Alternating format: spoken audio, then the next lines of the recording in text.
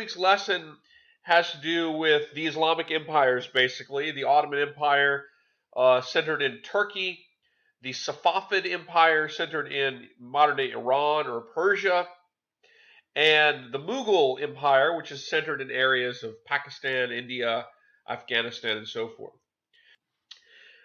This week's presentation, this week's recorded lecture, I've made shorter, very concise, and there's some test answers in there, I assure you. This week we have a test. The test is, it has a 85-minute time limit. The test has 2 short essay identification questions, and then the rest of the test is multiple choice, true, false, and maybe a couple fill in the blanks.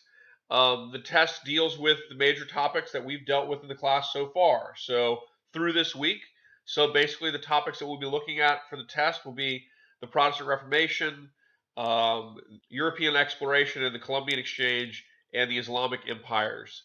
I have a study guide posted for you. The test is drawn from that study guide. Use the study guide. I understand that in the chapters that are covered by the test, there's a lot of information in there, and we emphasize some stuff more than others, and that's just kind of the way it is. So the test really tries to emphasize what we talked about in the discussion boards. It tries to emphasize, I try to emphasize the focus of the recorded presentations and so forth. So watch the recorded presentations. Hopefully everybody has been, but use the study guide. More than anything, make sure you base your studying on the study guide. And that's going to be the way to really prepare you for this test. Okay, the test is due Sunday. Hopefully it won't be too bad. If you use the study guide, I think you'll be good. And you'll notice after you take it that there's a lot of things that we talked about in the discussion board, things that were posted in the discussion board, major themes in the course. So I think, if you've been following the class, you should have really no concerns. But make sure you study and prepare and get the test done by, I would plan to do the test on like Saturday. If that would be me, I would study all day and then I would do the test on Saturday. But so make sure you prepare and give yourself time to be as ready as you can for the test.